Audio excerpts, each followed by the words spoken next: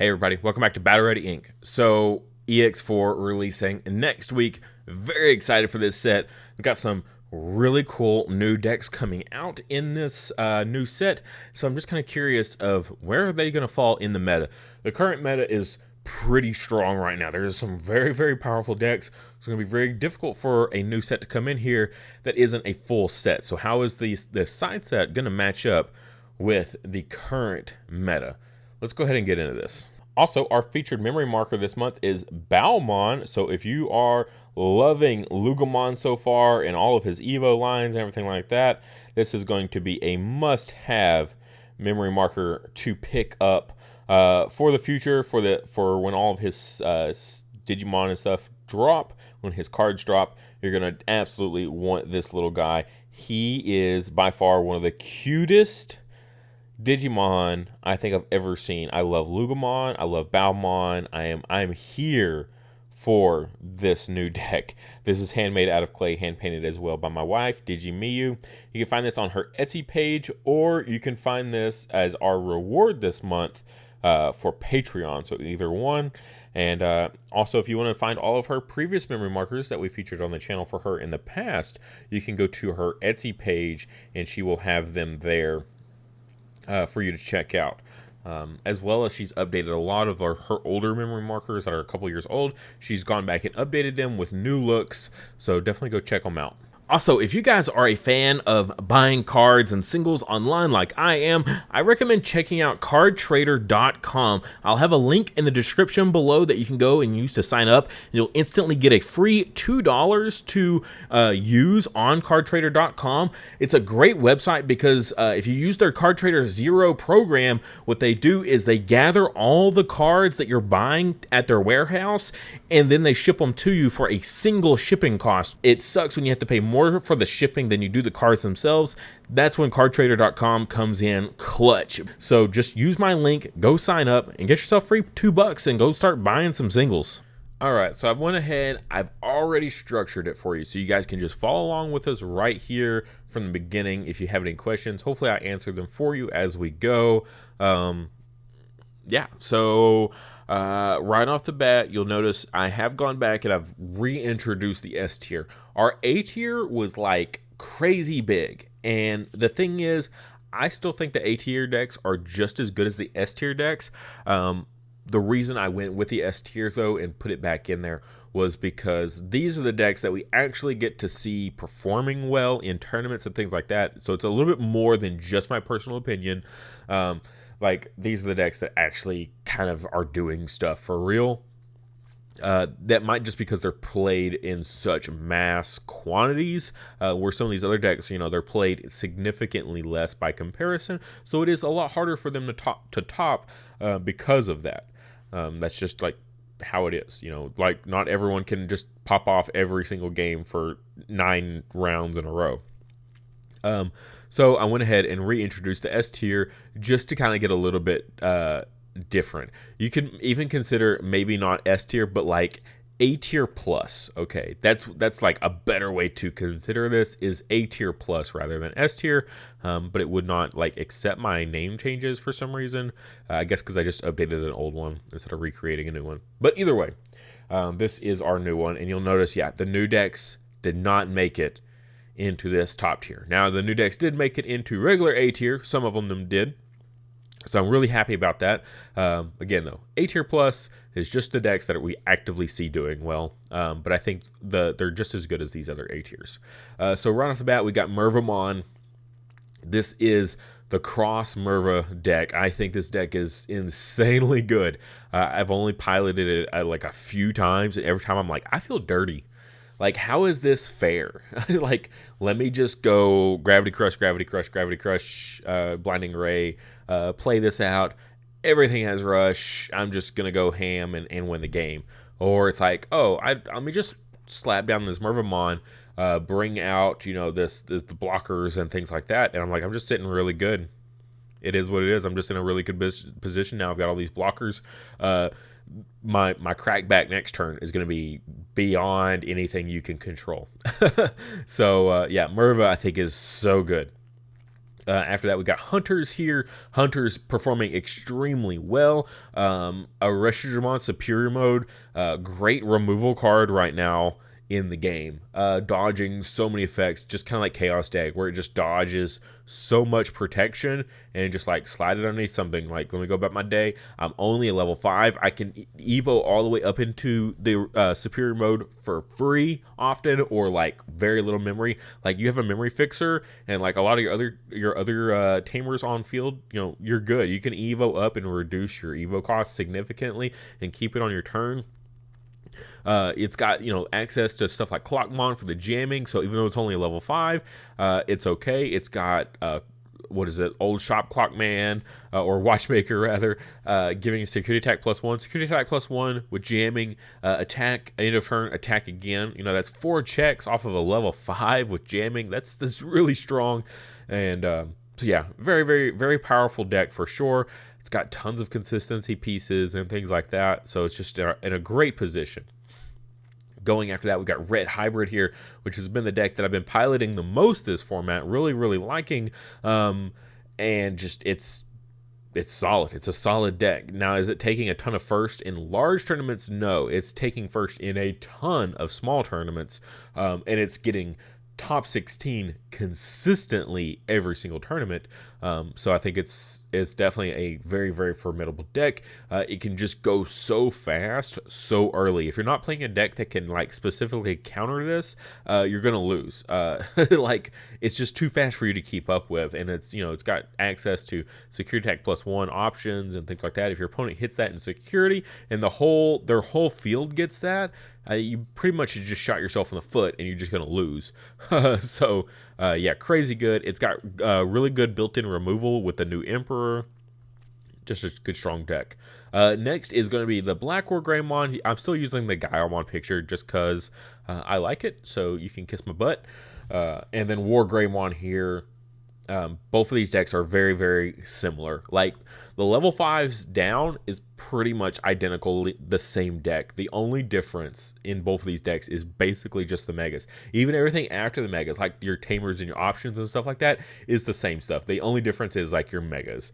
I personally think Black War Greymon X is a little bit better because it's like you do all that damage with your level 5s, and then you can go into your megas for some like defensive, you know, the redirects and things like that, the pops and whatnot.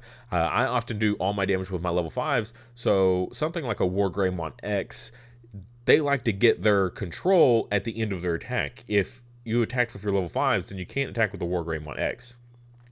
So that is a drawback there. So I like the Black War Greymon X instead, because then I can just, you know, Evo into it to pass turn. It's going to reboot. I'm going to pop something on my opponent's side of the field, and then I can redirect anything they want to come back with me with. War Greymon, though, still very, very strong. Like, literally, I put these guys like neck and neck. Anywhere they go together. I just would put Black War Greymon like a smidge above, just because of that reasoning. That's it. All right, and then so that's the decks that are actually performing well in the A tier. And then A tier itself, we got Bloom here. Bloom's still just a fantastic card. Going to continue to get support for as far as beyond the eye can see. Every set, it's getting new support. So I think it's just going to sit in A tier for a long time. They hit Hydra, you know, in like Ultimate Cup and stuff like that. So, but it still has access to that. It's got access to Quartzmon now. The deck is just doing damage, okay? I just don't think it's getting played enough in these large-scale tournaments for it to really see that topping potential. But I personally think that Bloom Lord is absolutely still in A tier, 100%. This deck is absolutely killing it in side tournaments. Next, we got Beelzemon. This deck is still good. It lost 3 cards in that Impmon, okay? But that Impmon was not like a super pivotal strategy point, right? It still has all of its power pieces, and I think that's the most crucial part. You still have, you know, your barrages for recycling whatever you need. You still have all your Beelzemons. You have your Beelzemon X's. You still have your level 5s that are really good. Like, the deck still has the important power pieces, okay? It's just it lost one card a little bit, and I think people got so scared when it got hit that everyone just kind of dropped it and stopped playing it.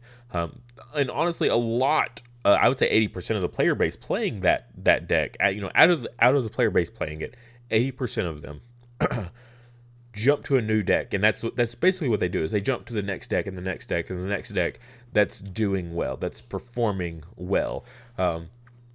And so once they got hit, they're like, oh, it's not at max power anymore. I'm just going to move on to the next deck. And so that's probably why we haven't seen as much anymore. It's just because people are scared to play it because they're like, oh, it got hit. That means it's not good, right? You know what else got hit? Cross lost Cross 4 down to 1, and that deck is still good, okay? Like, literally made it to the finals of Nationals. It's good. It was played so much, and that was after it got hit, okay? So, Beelzemon, same position. Next, we got Security Control, my favorite deck to play. I thought it was going to be dead, this format. Because I was like, Beelzemon X just trashes it. Aldemon being in existence and turning off options and security, it's just dead.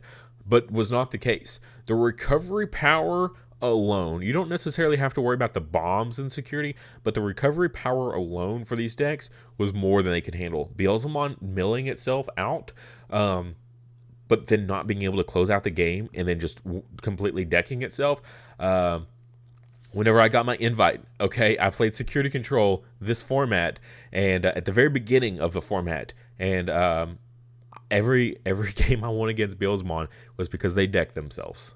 And that's just it's the sad truth of it. It's kind of crazy, but it was less about security control and bombs and security, and just like, I can recover all the way up to, X amount, and you just can't finish me off. And so a lot of these decks that are like really fast and really draw heavy, they just can't keep up with that recovery, and they just deck themselves beforehand. So I think it's still an A tier deck for sure. Next we got Chaos Dramon, Machine Dramon, Mugen Train. This deck is cool. I really, really respect the Machine Dramon players that have stuck it out and made this deck great. They found what works. I've played against them, and they are a nightmare to deal with. If I'm not like specifically running Security Control of Chaos deck, playing against this deck is difficult. I played Red Hybrid, and it's basically, I have to out turbo you before you get set up. If you get set up and you get like multiple analog mans and your whatever mega on field, I'm pretty much just done. I can't get past that. So really, really strong deck. There's not really much to say about it. It's got all the toolbox. The toolbox is endless of the level 5s and their inheritables. So much cool stuff you can do. You can build the deck to be vastly different depending on what level 5s you want to bring. You can go a super defensive route. You can bring a super offensive route. You can bring a mix of the two. It's cool. It's a cool deck. I think it's absolutely A tier. I felt so bad. The past 2 tier list videos I made, I forgot to upload a picture for this and put it in there. In the comments were like, where's Machine Dramon? I was like, oh, it's an A tier. It's absolutely an A tier. Sorry, I just forgot to put the picture on. Yeah, the deck is great. Next, we got Blue Flare. Blue Flare getting support in EX4. I know we're like all the way into this tier list for an EX4, and we haven't seen an EX4 deck yet. But Blue Flare does get support. Blue Flare is already in a great position in the format. It's won one of the European regionals. I've played against it, and it's, even again with a more casual player, it's still a tough deck to get around depending on what you're running. If you are running something like Black Wargreymon X or Machine Dramon, they struggle bad, because if you can redirect them, you don't actually have to block. And, if you're stunned into oblivion, really tough. But yeah, if you can redirect them, they just can't get past you and they just lose. But it's super strong. They can really flood the field. They've got that Gaussmon that gets to play stuff for free. They can, hard play their level 5s, and they got Rush, for 3. They can attack twice. Depending on their build, they can attack twice with a security attack +1. Yeah, this deck can get out of control very quickly if you don't know what you're doing and how to play against it. Speaking of, Ulforce is kind of similar here. Ulforce is one of those decks that it's like, if it sees its pieces, if it sees the arenas and everything it needs to see early, you're probably going to lose because it's going to have that one turn where it just keeps going and going and going. You know, they're bouncing your stuff off the field. They're getting security check after security check after security check. And then they go into All Force X and they do the same thing. but it's like the first one builds up and then All Force X come out and it's like, okay, I use my established board of tamers and then go back down and then like reuse all these abilities and then just keep attacking and keep attacking. It's so gnarly of a deck to play against. Oh, it's so frustrating. And with against certain matchups, you can't touch this deck. But that said, like I'm like, okay, I make it sound like it's like completely unbeatable. No, it is a bricky son of a gun. It absolutely hard to deal with. If it bricks, you pretty much can just walk right over the deck like it doesn't even exist. If it bricks slightly, it needs to see so many pieces. So depending on what deck of you're playing, you can just like walk right past it. So it's just it's very much a coin flip deck. You either have it or you don't. Next up, we got another cross deck. This is Cross 7. You'll notice it's super far from the Merva. I think that this one, because you run a little bit more bricky pieces. You got the Omni Shoutmons, you got the Z Greymons, you got the Cross 7s. Really powerful card in Cross 7 here. Not Superior Mode. Superior Mode's trash. Sorry, hate to say it, but Superior Mode's pretty trash. But the regular Cross 7, very strong card. Again, they're both A-tier decks. I just think this one doesn't see as much topping potential as the Merva. Merva is often teched into this deck, but it's not the main priority of the deck, right? Whereas in the Merva decks, they're running 8 memory options so that way they can get Merva out as fast as possible. This deck isn't running those. Yeah, you can take Merva into it, but they're not running the options to like turbo Merva out and go for these crazy powerful like one turn OTK kind of strategies. So this is a little bit more safe, I would say, whereas Merva is like high risk, high reward. You start playing the what is it, the yellow one, Blinding Ray, to like trash your security, like high risk like crazy for some really high reward. So that's kind of the thoughts here, is that it's a little bit safer. You don't have those quite explosive turns, but you're a lot safer in the plays that you can make. Still a great deck. I think cross decks in general are fantastic. Just let me play out this Tamer and I get a free Digimon on field. You hit my Tamer in security, I get a free Digimon on field. Like you can play those same Digimon out from underneath Tamers that had already died. This cross decks are crazy strong. Next we got Mirage. All right, finally we're seeing some EX4 decks making it onto the list. Yes, I did put them in A tier. Like I said, A tier. They're all the same. I'm going to keep repeating that through the whole video. Mirage is crazy. I think Mirage is so underrated. This deck actually has performed really well in JP. We're getting hardly anyone talking about it. But the people that know about it, they know about it. If you go on TCG Player and look at like alt arts, like his alt art, Nikolai's alt art, they're getting bought out. Why are they getting bought out? Because people know. People know what this deck has got. It's got the gas, absolutely. When you digivolve into it, you can bounce security to hand. You gain a ton of memory. That's great. Going into your megas for free, always good. The new support for it, incredible. Attacking twice. Remember who else got to attack twice because of a level 5 inheritable? Jessmon. Yeah, Savior Huckmon being able to give that attack twice ability. You think that another deck getting that is fair? Yeah, we'll see.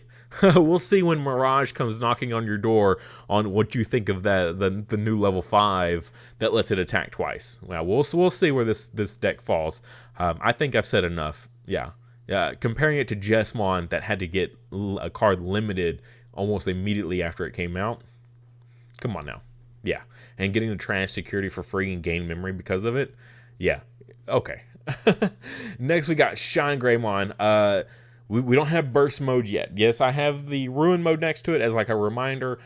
We get ruin mode, but we also just get new Evo pieces. We get new Agumons, we get new Geo Greymons, and we get new Rise Greymons. We get new things to Evo with, just making the deck consistent, more consistent than it was before. So we get more pieces to work with, duo color pieces at that. really, really good. Like the deck's already in a position where it can be amazing. It's got the Marcuses that can attack with security attack. It's got the Shine Greymon that gives it security attack +1 and the DP buffs and the DP minuses for your opponent's stuff. It has the tools to really pop off right now. And now that it's got more consistency pieces to help it get to that point, I think it's going to be pretty formidable. I might be on a little bit of copium putting it in A tier already without burst mode. But I think with ruin mode, evoing into ruin mode for free, because remember, the Marcus, when he attacks, you can digivolve one of your Digimon into a Greymon for free. Going into that for free, ruin mode for free, is super strong. And then you can attack with the ruin mode and apply his effect. So it's -5 for when digivolving and -5 DP, 5000 DP when it attacks, because it's going to delete itself to do that again. So on deletion, that's another 5k. So your opponent has -10k to their whole field for a whole turn. That pretty much locks them out of promoting out of raising area unless they're already gone into a mega in raising area for some reason. That's the only way they're going to get out of raising area, because as soon as they promote, it dies. If you're not familiar with the interactions, if you a hard player like a searcher rookie, the searcher rookie dies immediately before the search goes off. Okay, yes, official ruling. You can look it up in the FAQs. You hard play a rookie, and if the field has that -5 or -10k applied to it, the rookie dies before it gets its search effect. So yeah, you're pretty much locked into options and tamers only the turn that he has applied his buff. And when he also dies, it's still your turn. He hatches a new egg so that you can build up into a brand new Evo stack to help you pass your turn. Super strong card. Shine Greymon in a really good position, has access to this card as well. Going to be really good. Why does I also put him in here as his own picture? Kind of like Quartzmon, right? He's a really powerful tech card. You can just like tech this guy into multiple different decks. I'm not going to give too many examples just yet. There are some really spicy stuff out there that I've seen, that I've talked to people about. Multiple people have like ideas of what to do with this guy. I don't want to steal their stuff and like blast it out there before they can, potentially do something with it. But definitely be on the lookout for this guy being teched into some crazy decks that you might not expect. This card is super strong. Really looking forward to, really looking forward to it. It's like saying, I'm looking forward to Death X coming out. Ruin mode is going to be really good. And that's it for our A tiers. Going into Rogue tier. What is Rogue tier? I think everyone has a different meaning for what Rogue tier is. For me, Rogue tier is a deck that if it hits its pieces, if it hits its stride, and it doesn't brick, it can compete with an A tier deck. But it has to see the pieces immediately at the beginning of the game. You really got to pop off very quickly. You can't brick at all. These A tier decks, they can brick a little bit and they can still come back. Rogue deck, if a rogue deck bricks, you just lose. And that's kind of my thought these decks are potentially A tier decks when they pop off. Old Force would almost be considered rogue, but I think Old Force has such crazy consistency that if it bricks, it only bricks for maybe one, very rarely for 2 turns. And then after that, you're just done. These decks, they can brick for like 3 or 4 turns, and you just can't. You can't let any of these decks up here, especially these S tier decks. You can't brick for 4 turns with your rogue deck and expect to beat these decks. It's not going to happen. But if you see all your pieces, these decks will absolutely crush the A tier decks, potentially. All right. First up, we got the new deck here, and this is the I butcher her name every time. The Kazuchamon deck. This is the new way to play the plug-in deck, essentially. So similar to your Sakuyamon decks, but where Sakuyamon was focused on, this is my tent pole, this is my one big stack, and I'm using all my options, all my plugins on this one stack and just trying to do crazy damage with it. This one's like, I'm going to use all my options and stuff, and I'm going to do stuff with my stack, but I'm also going to spit out all my inheritables as new Digimon. So similar to like the blue decks, like the fish decks and things like that like to spit out their inheritables, this one's doing something very similar to that. So even if your stack dies, you can just go right into a whole new stack super easily. So that's really cool. It sets up some really nice redundancy that your opponent has to deal with. It can be extremely difficult if they pop off really well and their board just gets really massive really fast. It's like I can clear your tent pole, but you're just gonna make another one on that level 5 that you spat out. And so yeah, I think it's a really cool deck. It's a great new way to play the plugins. Really looking forward to it. I know a lot of other people that are really looking forward to it. Next up, we've got Ravenmon. This thing is sweet. This is a whole new way to play Digimon right here. At the end of your attack, it deletes itself, and then it gets to come back on the following turn. Basically, it protects itself. It's like it ninjas out of there. It's like, I'm going to hit you in the face, and then, like, just poof. I just disappear. There's nothing but a log floating in the air now. Sorry. Like, that's what you got to deal with for your turn is nothing nothing but air. And then he's just going to come back on the next turn. And when he does that, when he deletes himself by his effect, he's got just a ton of inheritables that do cool stuff. Like you can gain memory and all kinds of stuff. So it just sets you up for basically now I got to make a new Evo stack is because I've gained all this memory off of this deleting himself. And then he just gets to come back. Yes, he comes back with no sources, but he comes back as a mega again to swing into the opponent a second time on a following turn. With another version of himself probably coming into the mix because he gave the tamer or the player so much memory that he can just do it all again and just repeatedly do this every single turn. Really cool deck. Could potentially be incredibly fast.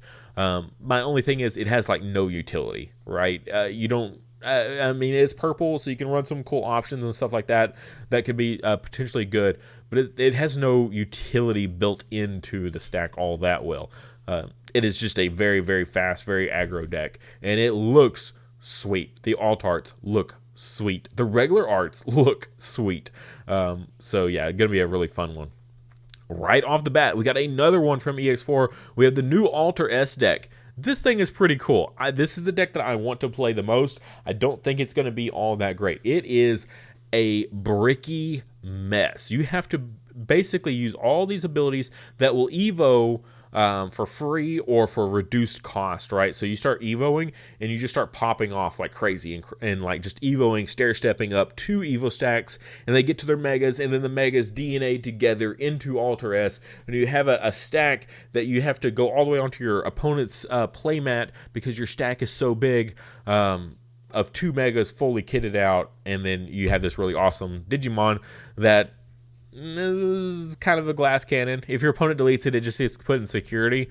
Like, that was a lot of work and a lot of pieces involved just to get into, a level 7 that doesn't have really all that much protection. So that can be kind of scary. But it is really strong. All the inheritables it gets and everything like that is really cool. I'm looking forward to playing it. I think the alt arts, the Blitz Greymon, the Crest Garurumon, and the Alter S itself, those 3 alts all look so good. I literally printed proxies and put them in my keep binder of where they're going to go once I get them because I'm that excited for these alt arts. But yeah, like I said, it is a bricky mess. You have to build 2 Evo stacks at the same time in one turn and just hope you just keep drawing the next piece, the next piece, the next piece. And that's kind of it. Is very scary. But I actually have seen some people doing some theory crafting of, well, maybe you don't go all the way up into Alter S. You don't do that DNA Digivolve. You just use these core, like the level 5s and lower, to just Evo up into these level 5s, and then you use like different Megas, right? So you don't actually have to use the Caress and the Blitz. You can go into something else. Like some people were running the Metal Garurumon, the old black one, the Digiburst to bounce or trash sources, things like that. I'm like, that's pretty cool. And then you can run, whatever you want for the other stack. Remember, they're black, so whatever you have to run, they have to fit with that strategy. That's kind of cool. Using the level 5 and below engine to like go turbo into other things is pretty sweet.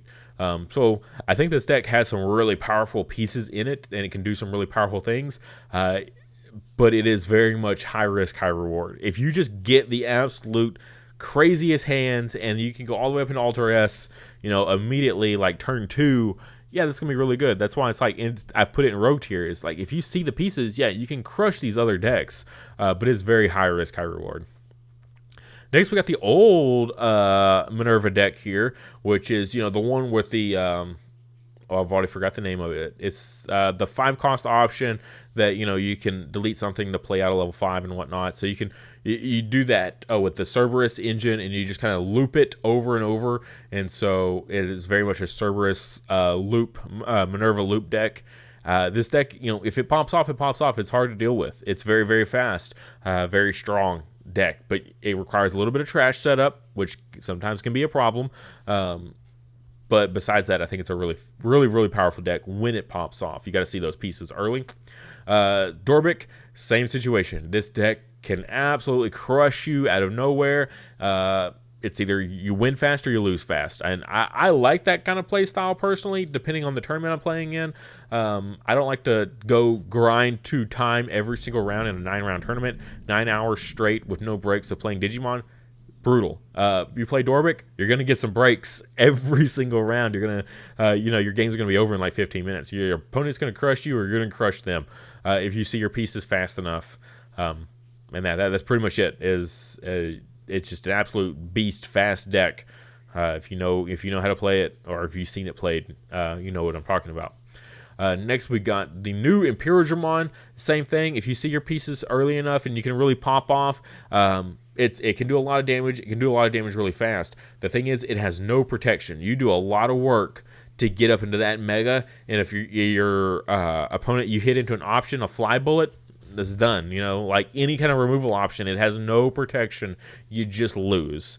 You burn through your whole hand, all your resources to get into this really cool Digimon. It can do some really good damage. It can control the opponent's field pretty nicely, but it just hard loses to any kill option ever. So that's why it's in rogue tier. It's high risk, high reward as well, with some severe drawbacks. Next, we got Commandramon. I think Commandramon's just going to be one of these decks that's going to be in rogue tier forever. Just if it pops off and it can get away with doing its stuff, if your opponent isn't running Crimson Blaze, it's going to be in a great spot. So yeah, Commandramon's just a really good flood the field deck and just punch, chip, and look, I won. That's pretty much Commandramon's playstyle. We got more and more reveals coming down the pipeline for BT14. More Commandramon support. Commandramon, kind of like Bloom, it's just gonna keep getting support. It seems like forever, and so keep hold of your Commandramon pieces. If you want to pick up those alt arts, not always a bad idea to pick up those alt arts when the deck falls off, like it is right now. Yeah, I think it's just going to stick around forever. Next, we got Armor Rush.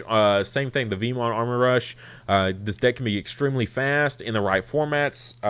Like the current format before EX4, it's really solid because there's so much deletion effects that it just armor purges, and it can do really good damage. Fire Rocket, multiple security checks. You got the jamming Vmon afterwards.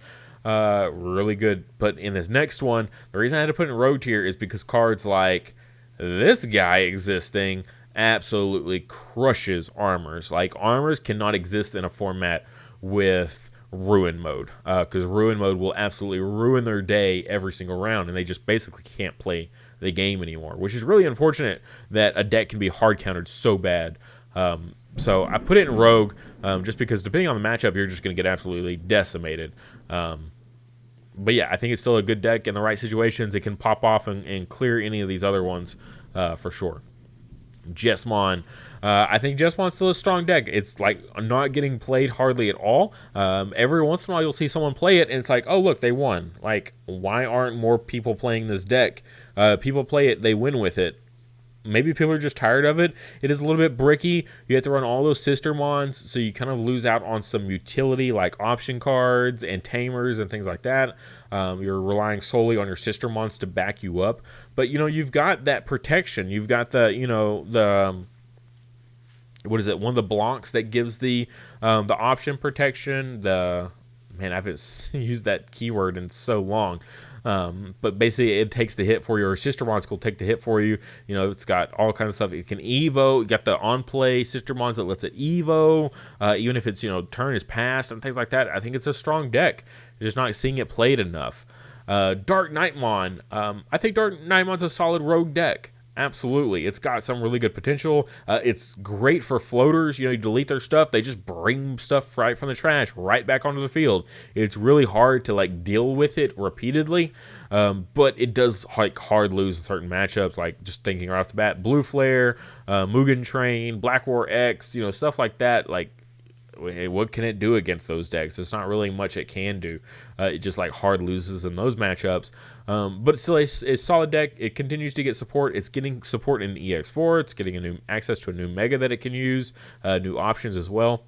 So I think it's a solid deck. I don't have much negatives to say about it. It doesn't have too much like high-end support, so maybe the EX4 will be that answer that it needs. It needs more like punch power or something like that. The floating aspect of it is really nice though. Examon, yeah, we're gonna put Examon in rogue tier. If it pops off, it is a tricky son of a gun to deal with.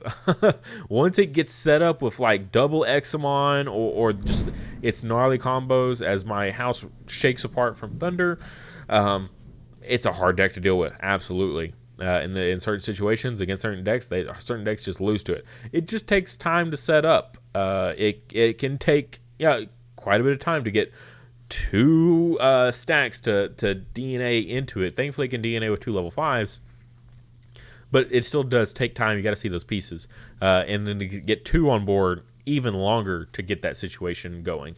But if it does, it is a hard deck to deal with. Bielstarmon here. Bielstar and Rogue. Yeah. You know, if you swing in with Eismon every time and it doesn't die and you can just swing and swing and swing and swing, yeah, you're probably going to just win. I know it's a weird concept, but yeah, and your opponent never wants to delete it either because they don't want you to get all that value out of it. But yeah, so Bielstar is a very fast deck. In right situations, it can absolutely crush. The thing is, though, it takes time. You got to get that trash filled up, okay, for the deck to really start to just steamroll. And some of these decks, like up in the S tier, are so freaking fast that you don't have time to get that build up you need. You don't have a whole lot of defensive options besides just kill options that you either hard play or you pray are in security. But yeah, I think in the right situation, it's still pretty solid. Maste next here, bricky deck Maste. I love the deck. The little bit I've gotten to play of it, I went ahead and picked up the alt arts and everything. I thought that the cards looked absolutely fantastic. I wanted to play the deck. When it pops off, and your opponent can't deal with it. You know, you got these big angel blockers. You got the retail and everything like that. You've got the fantastic board control. You got Maste's effect. You got Lucy on chaos mode. You got Flame Hell Scythes and things like that. You've got the Chaos Degs that dodge deletion effects of a lot of other stuff or deletion prevention. Like, it's got all these great tools. It's just, you got to get the trash set up. You got to get the bodies on field, these expensive 5-cost cards. The Tamer, the Gatomons, like, it's an expensive memory deck that if you give your opponent that much memory turn after turn after turn, it's hard to keep up with what your opponent can do with that much memory. And I think that's what's always kind of held it back, is you just have to give your opponent too much memory repeatedly. And that's kind of the big problem with it. Gargomon? Mega Gargomon? Are you kidding me? We're finally putting Mega Gargomon on the tier list? Yes. Alliance. Alliance underrated.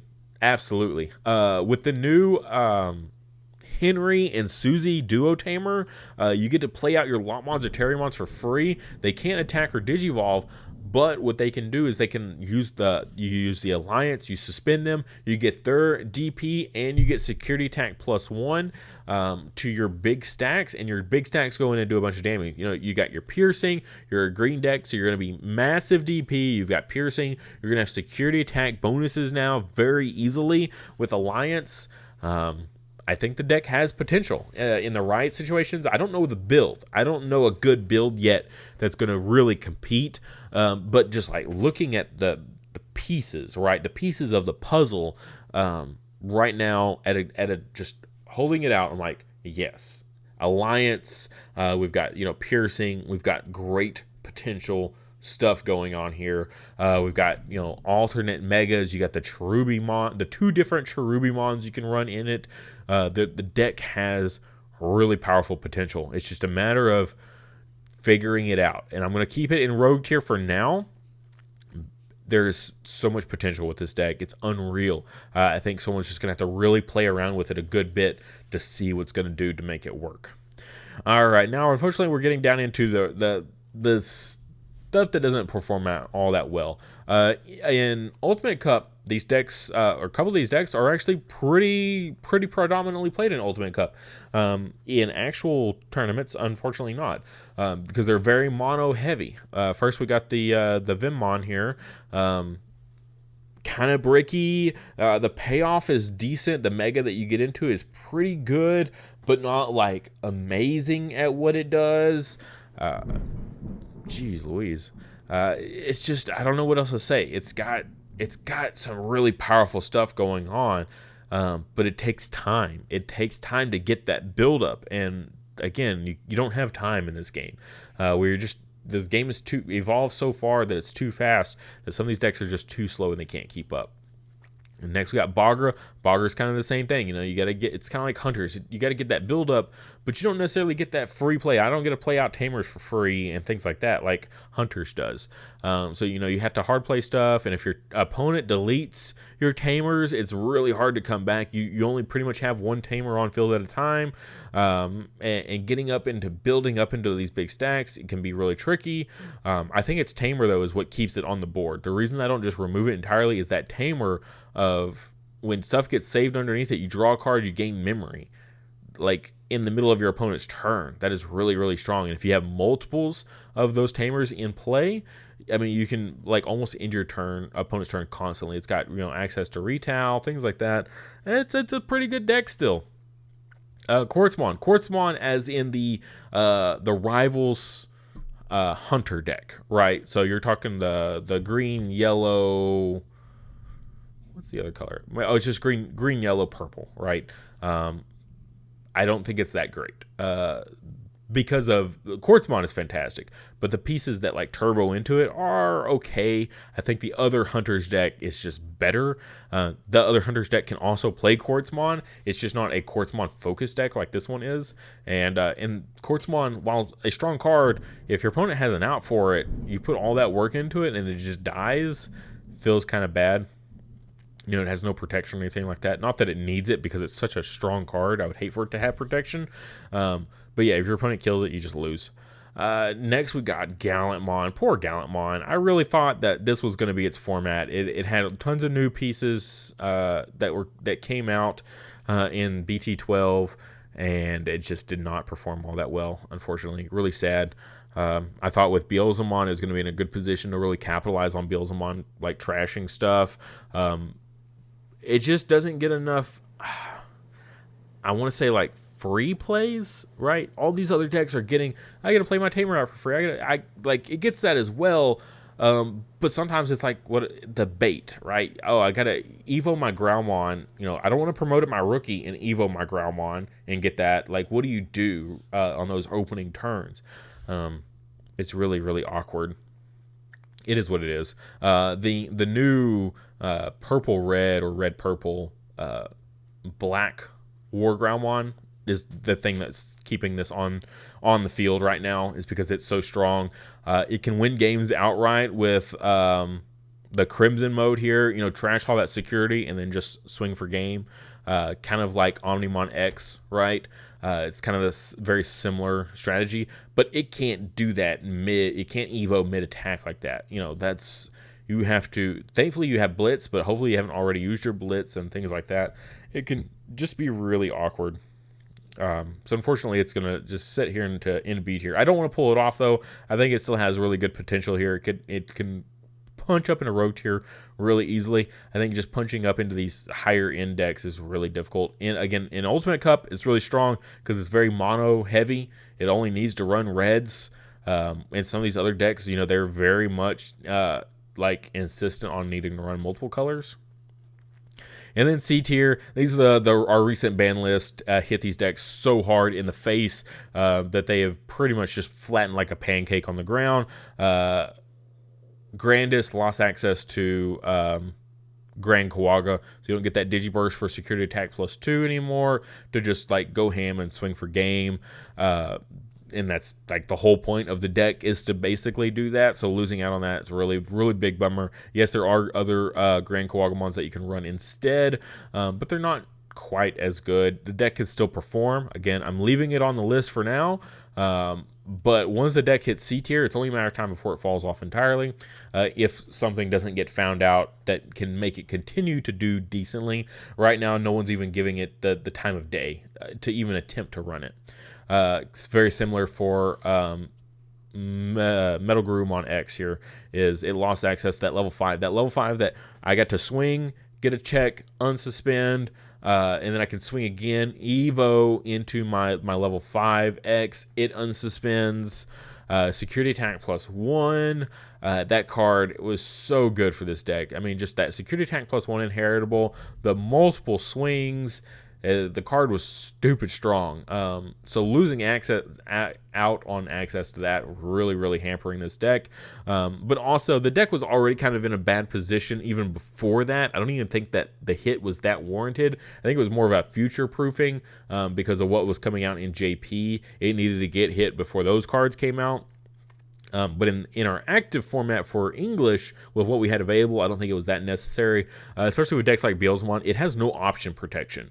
And in a format with Beelzemon being played like almost exclusively in these large tournaments, the deck was just getting hammered. I mean, every time you swung into an option or into security, you're probably going to hit an option, and the deck just could not compete with that.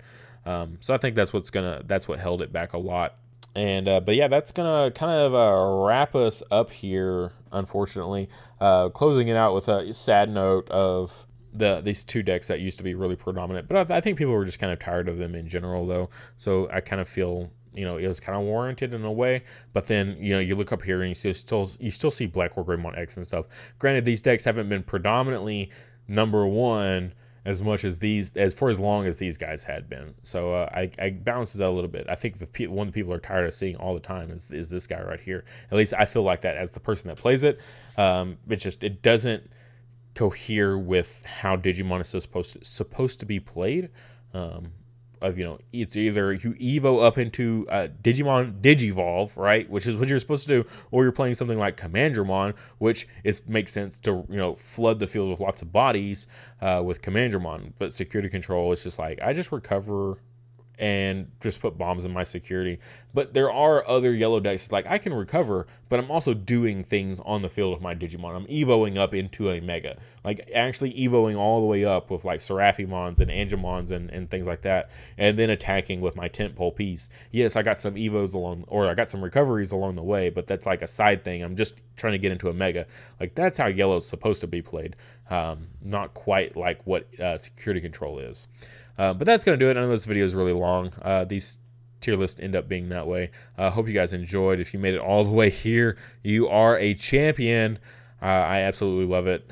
Thank you so much, guys. I appreciate the support for sure. If you made it this far, like, absolutely, you guys are incredible, mind-blowing.